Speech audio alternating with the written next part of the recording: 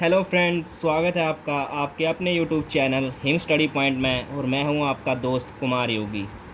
और आज मैं जिस विषय को लेकर आपके सामने उपस्थित हुआ हूं वो विषय है हिमाचल के हिमनद। आज हम आपको बताएंगे हिमाचल के हिमनद के बारे में। तो सबसे पहले हमें ये जानना होगा कि हिमनद होते क्या हैं। हिमनद का अर्थ होता है बर्फ़ की बड़ी चट्टान। हिमनद को इंग्लिश भाषा में ग्लेशियर कहा जाता है और स्थानीय भाषा में शिगड़ी कहा जाता है। कई बार एग्ज़ाम में पूछा भी गया है कि हिमनद को स्थानीय भाषा में क्या कहा जाता है। तो हिमनद को स्थानीय भाषा में शिगड़ी कहा जाता है। ये एग्ज़ाम की दृष्टि से काफ़ी महत्वपूर्ण है। तो चलो हम बात करेंगे हिमाचल के हिमनद के बारे में। तो मैं आपको मैप के ज़रिए समझाऊंगा कि हिमाचल में कौन कौन से हिमनद हैं। तो हम बात करेंगे लाहौल एंड स्पीति ज़िले के बारे में कि वहाँ पे कौन कौन से जो हिमनद हैं वो स्थित है। तो लाहौल एंड स्पीति में जो ग्लेशियर स्थित है वो इस प्रकार है। Bara Shigri glacier, Chandra glacier, Bhaga glacier, Miyar glacier, Pirad glacier, Sonapani glacier, Gora glacier, Neelkanth glacier, Mukila glacier, Melang glacier, Taragiri glacier, Kulti glacier, Silla glacier और कुक्टी ग्लेशियर। जो बड़ा शिगड़ी ग्लेशियर है उसके टूटने से ही चंद्रा ग्लेशियर का निर्माण हुआ है।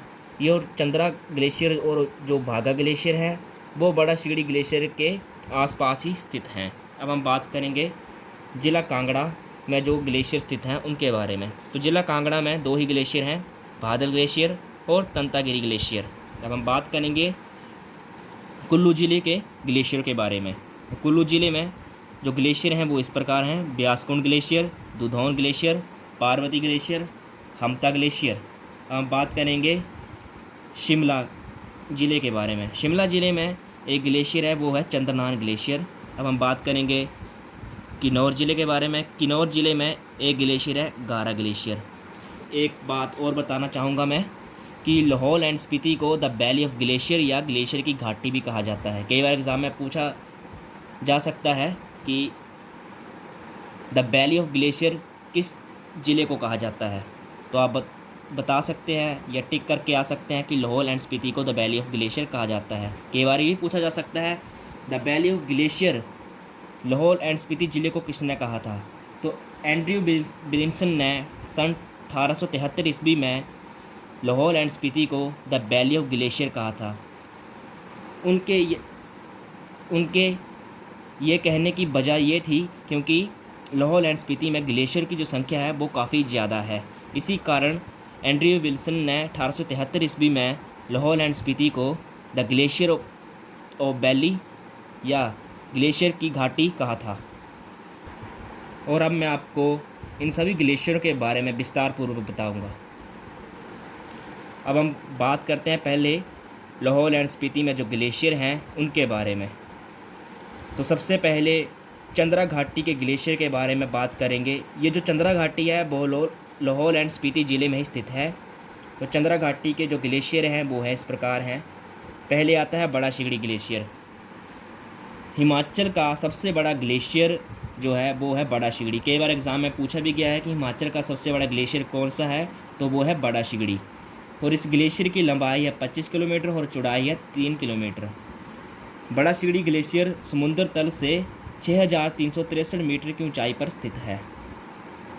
और सर्वप्रथम इस ग्लेशियर का जो सर्वेक्षण करा था वो एच वॉकर और एच ने सन 1906 को ने किया था।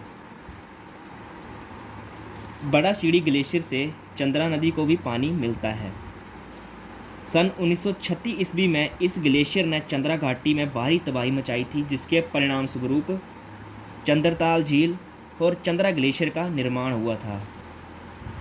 बड़ा शिगड़ी ग्लेशियर को एक और अन्य नाम से भी जाना जाता है, बोल्डर कवर बर्फ़। कई बार एग्ज़ाम में पूछा भी जा सकता है कि बोल्डर कवर ऑफ बर्फ़ किस ग्लेशियर का नाम है। तो प्यारे दोस्तों याद रखिएगा कि बोल्डर कवर बर्फ़ बड़ा शिगड़ी ग्लेशियर का नाम है। सर्वप्रथम इस ग्लेशियर पर पहुंचने वाले व्यक्ति जो थे वो थे कैप्टन हरकोट, जो सन 1869 ईस्वी में इस ग्लेशियर पर पहुँचे थे और दूसरी बार पहुँचने वाले व्यक्ति थे स्टीफन्स, जो सन 1958 ईस्वी में इस ग्लेशियर पर पहुँचे थे। और सन 1970 ईस्वी में इंडिया के मेजर बलजीत सिंह ने इस ग्लेशियर पर चढ़ाई की थी। हिमाचल में सबसे ज़्यादा ग्लेशियर लाहौल स्पीति के लाहौल में स्थित हैं। द वैली ऑफ ग्लेशियर या ग्लेशियर की घाटी एंड्रयू विल्सन ने 1873 ईस्वी में लाहौल स्पीति को कहा था। यह तो आपको मैंने पहले भी बताया था पीछे, फिर भी आपकी जानकारी के लिए मैंने इसमें लिखा हुआ है। अब हम बात करेंगे गेफांग ग्लेशियर। गेफांग ग्लेशियर का नाम लाहौल के प्रसिद्ध देवता गेफांग के नाम पर पड़ा है और सराहन में इनका एक प्रसिद्ध मंदिर भी है। गेफांग को लाहौल का मणिमहेश भी कहा जाता है। कई बार एग्ज़ाम में पूछा भी जा सकता है कि लाहौल का मणिमहेश किसे कहा जाता है या किस ग्लेशियर को लाहौल का मणिमहेश कहा जाता है। तो प्यारे दोस्तों याद रखिएगा कि गेफांग को लाहौल का मणिमहेश कहा जाता है। इस ग्लेशियर की आकृति स्विट्ज़रलैंड के मैटरहर्न के जैसी दिखाई देती है। कई बार एग्ज़ाम में पूछ भी सकते हैं कि किस ग्लेशियर की आकृति स्विट्ज़रलैंड के मैटरहर्न के जैसी दिखाई देती है, तो आपका जवाब होना चाहिए गेफांग ग्लेशियर। अब हम बात करेंगे चंद्रा ग्लेशियर। चंद्रा ग्लेशियर बड़ा सिगड़ी से ही अलग होकर बना है। चंद्रा ग्लेशियर से चंद्रा नदी एवं चंद्रताल झील दोनों को पानी मिलता है। ये ग्लेशियर सन 1936 में बड़ा सिगड़ी से अलग होकर बना था। अब हम बात करेंगे कुल्टी ग्लेशियर। कुल्टी ग्लेशियर कोक्सर के पास स्थित है और इस ग्लेशियर को रोहतांग दर्रा पार करने पर देखा जा सकता है। इसके अलावा चंद्रा घाटी में अन्य ग्लेशियर जो हैं वो इस प्रकार हैं: छोटा सिगड़ी ग्लेशियर, पाचा, सिप्तिंग ग्लेशियर, समुद्री ग्लेशियर, बोलूनाग ग्लेशियर, तापन ग्लेशियर, दिकरमो ग्लेशियर और सिल्ली ग्लेशियर। आपकी जानकारी के लिए बताना चाहूँगा मैं कि जो छोटा सिगड़ी ग्लेशियर है वो बड़ा सिगड़ी ग्लेशियर से ही टूटकर बना है, इसलिए इसका नाम छोटा सिगड़ी ग्लेशियर पड़ा है। अब हम बात करेंगे लाहौल स्पीति की भागा घाटी के ग्लेशियर के बारे में। तो भागा घाटी के जो ग्लेशियर हैं वो हैं इस प्रकार हैं। भागा ग्लेशियर। भागा ग्लेशियर से भागा नदी को पानी मिलता है और इस ग्लेशियर पर हम कोक्सर एवं तांडी के रास्ते से पहुंच सकते हैं। अब हम बात करेंगे लेडी ऑफ केलांग हिमनद के बारे में। इस हिमनद की समुद्र तल से जो ऊंचाई है वो 6061 मीटर है और इस ग्लेशियर का नामकरण लेडी एल्शेंडे द्वारा 100 वर्ष पूर्व किया गया था। एग्ज़ाम की दृष्टि से ये काफ़ी इम्पोर्टेंट है कि द लेडी ऑफ केलांग इस ग्लेशियर का नाम किसने रखा था, तो आपका आंसर होगा लेडी एल्शेंडे। बर्फ़ के पिघलने पर इसकी आकृति एक महिला के जैसी दिखाई देती है। यही कारण था कि इस ग्लेशियर का नाम द लेडी ऑफ केलांग पड़ा। अब हम बात करेंगे मुकिल्ला ग्लेशियर के बारे में। इस ग्लेशियर की समुद्र तल से ऊंचाई 6478 मीटर है। इस ग्लेशियर से भागा नदी को जल प्राप्त होता है। मुकिल्ला ग्लेशियर की जो लंबाई है वो है 12 किलोमीटर। अब हम बताएंगे भागा घाटी के अन्य ग्लेशियर के बारे में। वो ग्लेशियर हैं मेलांग ग्लेशियर, तारागिरी ग्लेशियर तथा गैंगस्टंग ग्लेशियर इत्यादि। अब हम बात करेंगे लाहौल स्पीति के पत्तन घाटी के ग्लेशियर के बारे में। तो पत्तन घाटी में जो ग्लेशियर हैं वो इस प्रकार हैं। सोना पानी ग्लेशियर। सोना पानी ग्लेशियर की लंबाई जो है वो है 11 किलोमीटर और सोना पानी ग्लेशियर को रोहतांग दर्रे से भी देखा जा सकता है। सोना पानी ग्लेशियर का सर्वप्रथम सर्वेक्षण वॉल्कर तथा पास्कोई ने सन 1906 ईस्वी में करा था और दूसरा सर्वेक्षण सोना पानी ग्लेशियर का क्यूरेन एवं मुंशी ने सन 1957 ईस्वी में करा था। कई बार एग्ज़ाम में पूछा भी जा सकता है कि सोना पानी ग्लेशियर का सर्वप्रथम सर्वेक्षण किसने करा था, तो सोना पानी ग्लेशियर का सर्वप्रथम सर्वेक्षण जो करा था वो थे वॉल्कर तथा पास्कोई। और किस सन में करा था? सन 1906 ईस्वी में करा था। अब हम बात करेंगे पिराड ग्लेशियर के बारे में। पिराड का स्थानीय भाषा में अर्थ होता है टूटी हुई चट्टान। पिराड ग्लेशियर पर हम पेत्रोनी के रास्ते से भी पहुंच सकते हैं। यहाँ एक सुंदर गुफा है। अब हम बात करेंगे पतन घाटी के अन्य ग्लेशियर के बारे में। तो पतन घाटी में जो अन्य ग्लेशियर हैं वो हैं शिला ग्लेशियर, कुक्टी ग्लेशियर, लेनगर ग्लेशियर, धोक्सा ग्लेशियर तथा नीलकंठ ग्लेशियर। अब हम बात करेंगे कुल्लू ज़िले के ग्लेशियर के बारे में।